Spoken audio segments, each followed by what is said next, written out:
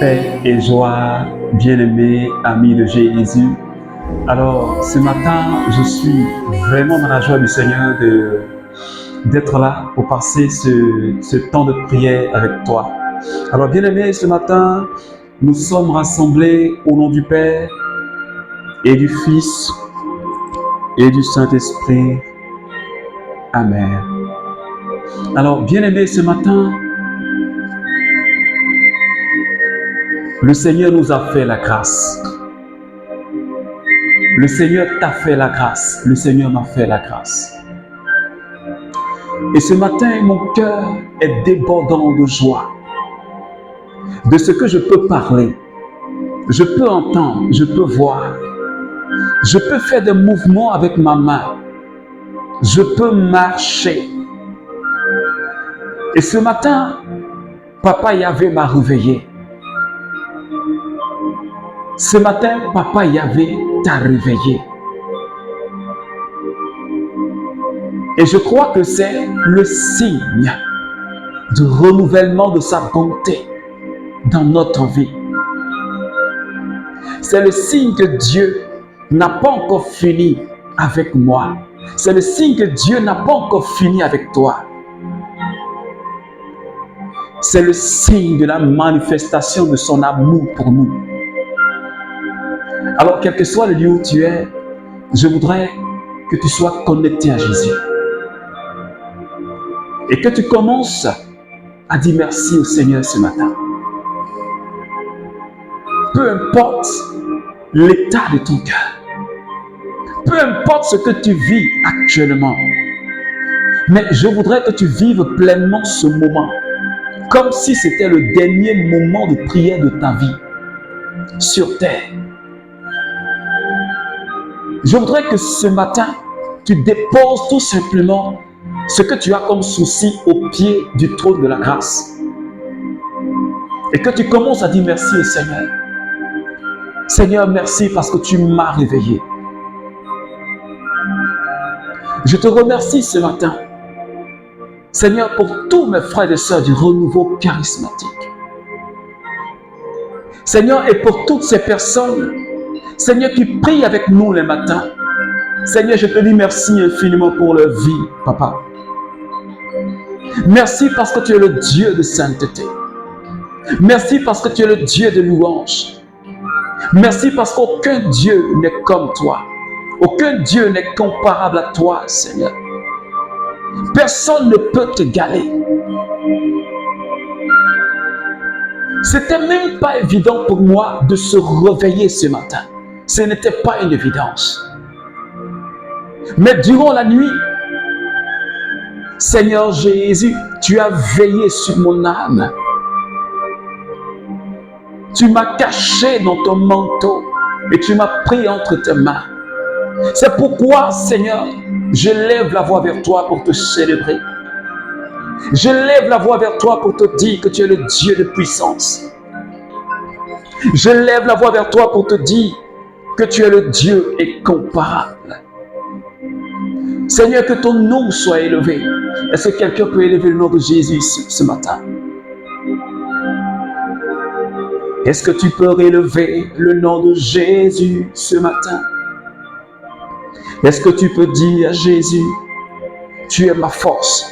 Est-ce que tu peux dire à Jésus, tu es ma forteresse? Est-ce que tu peux dire à Jésus, tu es mon salut? Alléluia. Seigneur, tu es le Dieu de mon salut. Et ce matin, je suis là avec mes frères et sœurs, juste pour te célébrer, juste pour te glorifier, juste pour t'adorer, Seigneur. Merci parce que tu nous as choisis. Avant même la fondation du monde. Est-ce que quelqu'un me comprend ce matin? Merci parce que tu avais ton regard posé sur moi avant la fondation du monde. Oh, Sandé de Bros, dans ton projet, tu avais préparé une place pour moi. Tu avais écrit quelque part que j'allais être là ce matin pour te bénir avec mes frères et sœurs du renouveau charismatique. Et toutes ces personnes qui le matin prient avec nous, je me réjouis ce matin, Seigneur, pour la force que tu me donnes à prier. Parce que de moi-même, je ne peux pas. Merci pour la force que tu nous donnes. De rester en éveil chaque jour, chaque matin.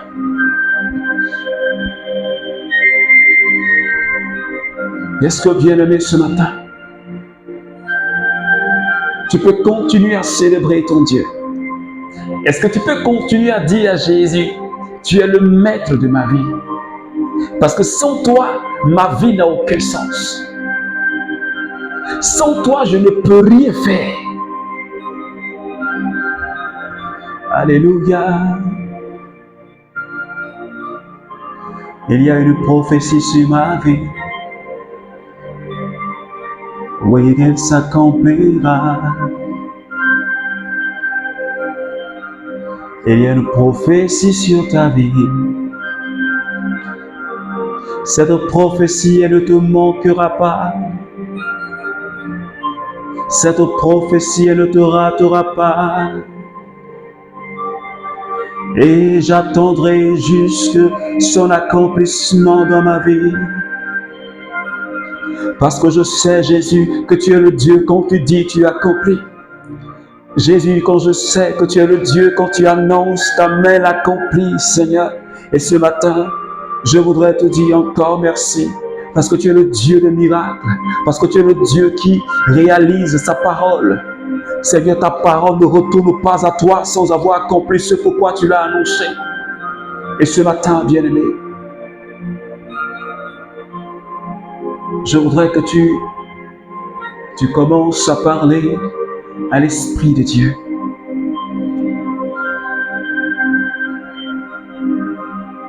Est-ce que quelqu'un peut commencer à parler au Saint-Esprit? Londa blaus konto kobraus sata.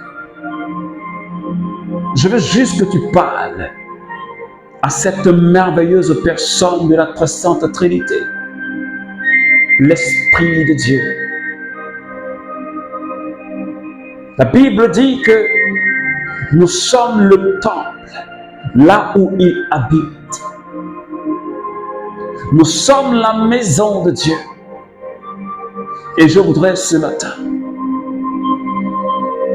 que tu puisses parler à cette personne. Je l'ai dit hier, le Saint-Esprit n'est pas une puissance. Le Saint-Esprit n'est pas une énergie. Le Saint-Esprit, ce n'est pas l'onction. Le Saint-Esprit, ce n'est pas la puissance. Mais le Saint-Esprit, c'est une personne. Le Saint-Esprit, c'est Dieu. Il reçoit même louange et même adoration et même gloire que le Père et le Fils. Et c'est à cette merveilleuse personne ce matin que je voudrais que tu t'adresses. Leimoto blaus kin tarabas. Rondo blaus kiriandalaiki. Shebarabari ondoloko shkin tarabaos. Remata katariondo korobondalaiki. Korabalaiki kibros kin taraba. Lema sakende de bros kin taraba. Rebebebe rondo bros kin takada. Koshadi yondo bros. Rebebe kanda blaus kin takabraus kin taraba.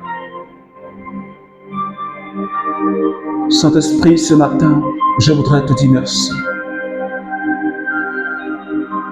Merci infiniment, Saint-Esprit, de me toucher ce matin. Merci, Saint-Esprit, de prendre le contrôle de la vie de quelqu'un ce matin. Merci, Saint-Esprit, de répandre ta puissance dans la vie de quelqu'un ce matin. Merci de saisir la vie de quelqu'un ce matin. Parce que tu es la main de Dieu. Merci de localiser quelqu'un ce matin. Merci pour ton onction qui se déploie sur cette personne ce matin. Merci pour l'onction que tu es en train de répandre sur la vie de quelqu'un ce matin. Alléluia. Merci Seigneur. Tu es le Saint-Esprit. Ce matin, je voudrais te recevoir. Ce matin, je voudrais t'expérimenter. Ce matin, je voudrais te saisir. Ce matin, je voudrais expérimenter ta présence. Viens te saisir de ma personne ce matin. Konda braus koraka shaiki. Lema sandala kibros kinte koloblondo laos. Le cobrandarios kondo shada. Saint-Esprit, merci pour ce que tu es en train de faire dans la vie de cette personne ce matin. Merci pour ce frère que tu es en train de toucher. Merci pour cette sœur que tu es en train de visiter ce matin. Merci pour ta puissance et pour ta présence.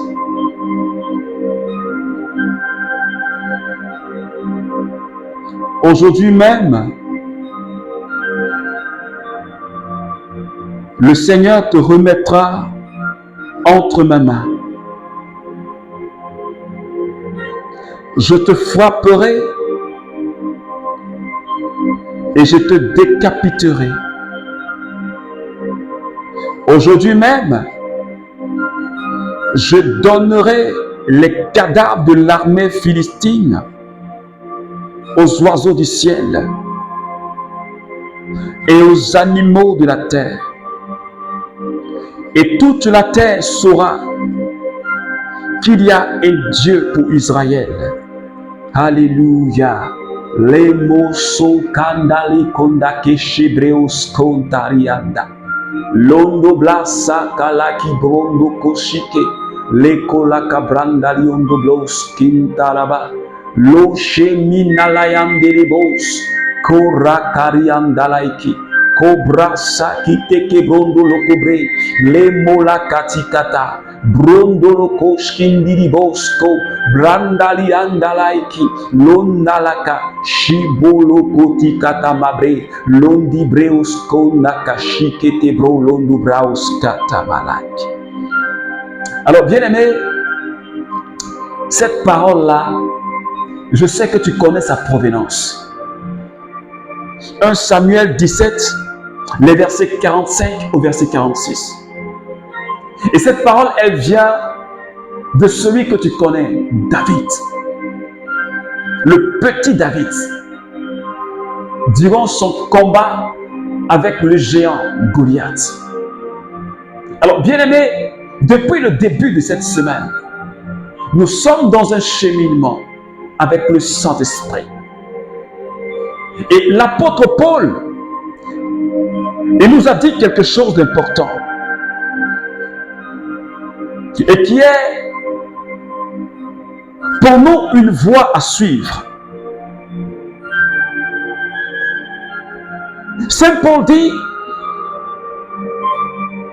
notre vie, c'est le Christ.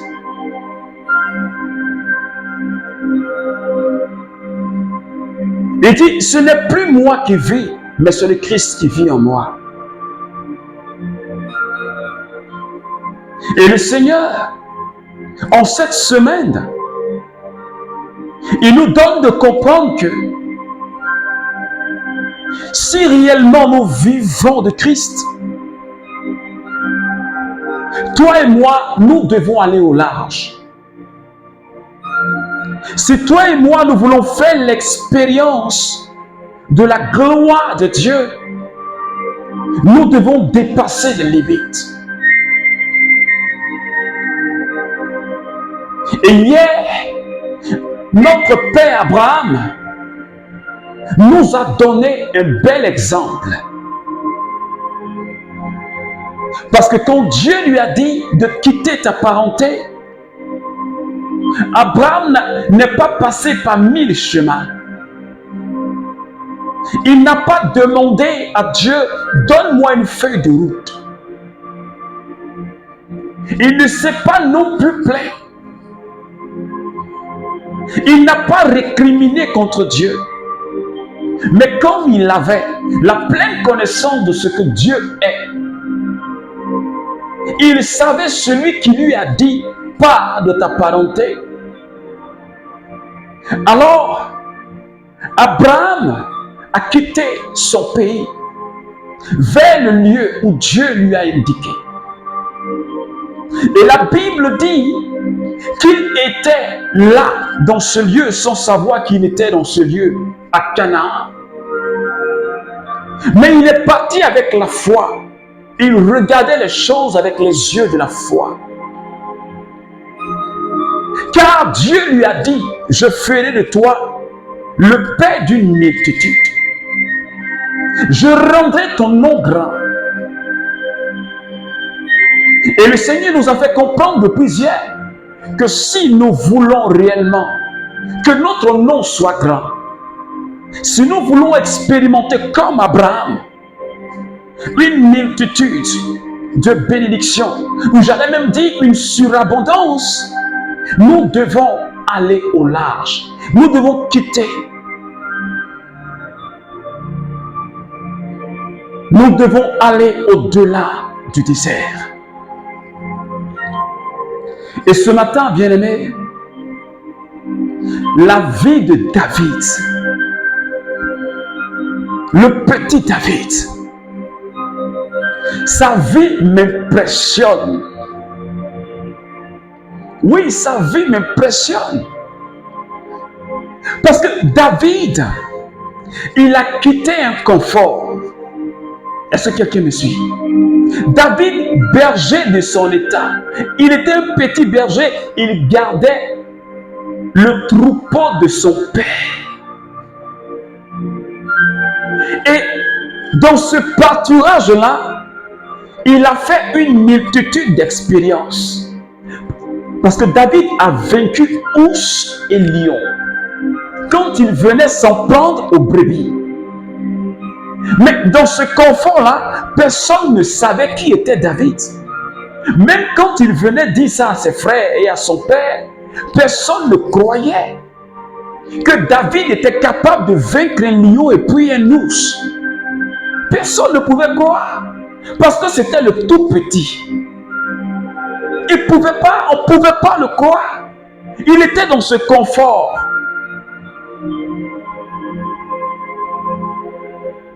Mais Dieu dit, va au large. Et je crois que ce jour-là, ce n'était pas de son propre fait qu'il est allé affronter Goliath. Mais je crois pour ma part que c'est poussé par le Saint-Esprit, poussé par Dieu lui-même. Quand il est arrivé sur le terrain, tous les soldats israélites étaient apeurés. Quand David a dit, mais qui est ce Philistin? Qui est ce circoncis? Moi, j'irai le vaincre. Les gens ont commencé à se moquer de lui. Les gens ont commencé à rire de David. Pourtant, lui, il voulait oser. Il voulait dépasser les frontières pour aller au-delà du désert. Il voulait sortir de son confort pour qu'on sache qu'il y a un Dieu en Israël. C'est pourquoi il a dit cela à Goliath.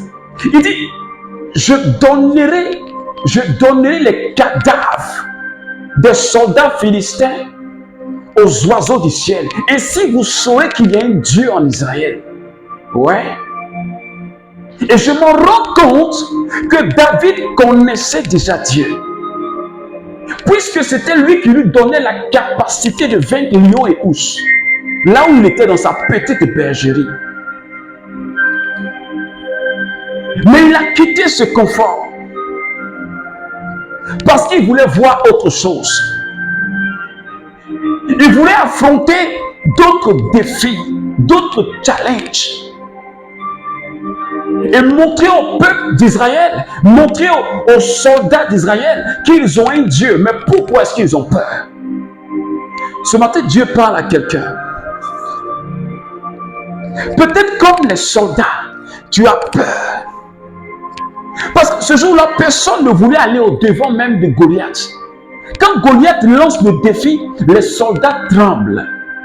Ils étaient tous titanisés. Personne ne voulait descendre dans la vallée, dépasser même les limites. Il n'y en avait pas. Aucun. Pourtant, ils étaient super entraînés.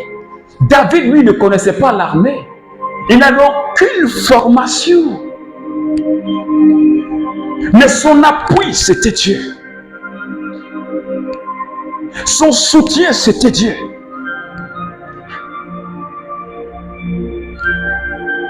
Son secours, c'était Dieu. Et David est allé au large. C'est pourquoi ce matin, je dis à quelqu'un, il te faut quitter ton confort. Comme David. Et tu connais la suite de l'histoire. Goliath est tombé. Parce que David a osé. Et aujourd'hui, beaucoup de serviteurs manquent du renouveau charismatique. On a tellement peur d'aller au large. Mais si toi et moi, on ne part pas au large, on ne dépasse pas les frontières du désert, comment est-ce que, comme David, on va expérimenter et on aura des exploits, on aura la victoire dans les combats? Comment? Si on veut rester là, tétanisé dans notre confort, comment est-ce que le monde saura qu'il y a un Dieu? Comment les Philistins de notre vie, les Philistins de nos familles sauront qu'il y a un Dieu dans notre vie? Si toi et moi, on est dans notre confort et qu'on refuse, peut-être parce que les gens se moquent, comme les grands frères de David se moquaient de lui, mais il dit, mais lui, il a perdu la tête. Ils lui ont dit ça. Tu as perdu la tête. Nous, on est super entraînés. Et ce Goliath que tu vois, il est super entraîné. Regarde sa taille. Toi, tu es un bébé, tu ne fais même pas 1,50 m. Tu as seulement une fronde. Tu peux faire quoi avec? C'est pourquoi ce matin, je dis à quelqu'un, si on ne prend pas de risque en tant que serviteur, si on ne prend pas de risque avec Jésus, nous ne ferons aucun exploit. Oui, c'est la vérité. Si tu ne oses pas aller au large, tu ne feras aucun exploit. Si tu veux regarder, tu penses que les gens te regardent? Tu as peur du regard des gens? Qu'est-ce que les gens du renouveau vont dire? Qu'est-ce que les gens de mon entourage vont dire? Qu'est-ce que mon berger va dire? Qu'est-ce que mes amis vont dire? David était confronté à tous ces regards. David était confronté à toutes ces paroles. Mais il a dit, c'est circoncis. Aujourd'hui même, je donnerai son corps à manger aux cadavres. Je donnerai son corps à manger aux oiseaux du ciel. Parce que David, il savait en qui il croyait. Peut-être que le problème que nous avons, c'est un problème de foi. Un problème de confiance. C'est pourquoi on ne peut pas aller. C'est pourquoi on ne peut pas dépasser les bornes. C'est pourquoi on ne peut pas pousser loin. Oh bien-aimé, si je ne pousse pas loin, si je ne prends pas de risque avec Jésus, si je ne me jette pas, croyant, ayant la foi que Dieu va me saisir, je ne bougerai pas. Et si tu ne bouges pas, comme la Bible nous a dit hier, ton nom ne sera pas grand. Parce que quand David a fait tomber Goliath, les femmes de Jérusalem en ce jour-là ont chanté pour David. Ils ont dit, Saül, qui était roi d'alors, Saül a tué des milliers de soldats. Mais David en a tué des dizaines de milliers. Son nom est devenu grand. Je dis, Dieu a fait grandir sa renommée. Berger caché quelque part, il était devenu, on le connaissait. Il avait une renommée. Il avait une renommée pour la gloire de Dieu. Et depuis ce jour-là, les Philistins ont respecté Israël. C'est pourquoi, ce matin, je dis à quelqu'un, faisons l'effort, toi et moi, de sortir de notre confort. Mais en nous appuyant sur Dieu, on doit pouvoir dépendre de Dieu. Parce que David dépendait de Dieu. C'est pourquoi il s'est jeté au large. Je veux que tu apprennes à dépendre du Saint-Esprit. Je veux que nous apprenions à dépendre du Saint-Esprit. Parce qu'on est trop resté dans la chair. On est trop resté dans notre confort, dans notre coin. On refuse de bouger. Quand on dit bouge, tu dis non, ça, le renouveau ne fait pas ça. Quand on dit bouge, tu dis non, ça, quand on fait ces communautés nouvelles. Quand on dit bouge, tu dis non, parce que ça, ce n'est pas catholique. Quand on dit bouge, tu dis non, parce que ça ne vient pas de Dieu. Et tu passes ton temps à raisonner. Tu passes ton temps à raisonner. Mais est-ce que ta situation change? Ça ne change pas. Parce que tes raisonnements ne peuvent pas faire changer ta situation. La seule chose qui peut te faire changer, c'est quand tu auras décidé de quitter le confort, de quitter ce péché, de quitter cette abomination dans laquelle tu es, de quitter cette masturbation dans laquelle tu es, de quitter cette vie de méchanceté dans laquelle tu es, de quitter cette vie de concubinage dans laquelle tu es, de décider et de dire à Dieu, je vais au large, je prends le risque avec toi et tu verras que les portes s'ouvriront pour toi. Les portes s'ouvriront. Mais tant que tu resteras dans ce confort, les portes seront fermées et la limitation sera ton partage. C'est pourquoi, bien-aimés, ce matin, nous allons encore prier le Seigneur. Parce que tout au long de cette semaine, nous demandons au Seigneur de nous aider à quitter notre confort, à quitter tout ce qui ne confesse pas son nom, tout ce qui ne glorifie pas son nom, que tu sais, ça n'honore pas Dieu, mais tu ne veux pas quitter, parce que tu te sens tellement bien dedans. Et cela limite ta vie. Tu penses que c'est la sorcellerie. Ce n'est pas la sorcellerie, mais tu es toi-même ton propre obstacle. C'est pourquoi ce matin, je voudrais qu'en 1 minute, tu examines dans ta vie. Examine au fond de toi. Regarde le confort là où tu es là. Là où tu te sens bien là. Et pourtant tu sais que ça t'éloigne de Dieu. Ce n'est pas la sorcellerie, mais c'est toi-même qui es ta propre barrière. Peut-être que tu n'as pas la force de quitter cette situation. Peut-être que tu n'as pas la force d'oser. Parce que tu n'as pas le zèle. Alors tu vas demander au Saint-Esprit ce matin. Je veux que tu pries d'un cœur sincère, s'il te plaît. J'ai l'habitude de dire, ces prières, ce ne sont pas des prières que j'enregistre pour donner, mais ce sont de véritables temps de prière.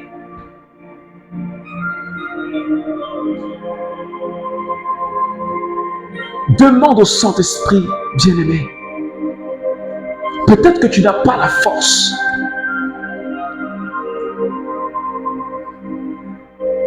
Dis au Saint-Esprit, aide-moi.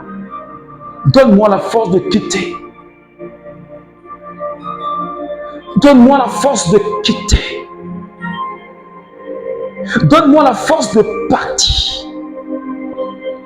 Et de me lancer comme un athlète. Pour atteindre mon objectif. Cet esprit, je n'ai pas la force. J'ai besoin de ta force.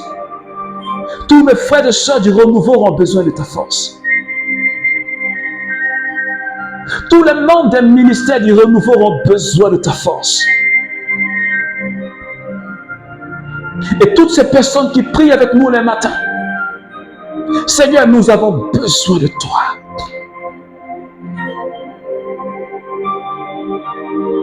Seigneur, merci de nous accorder la force, Saint-Esprit. Merci de renouveler ta grâce en nous ce matin.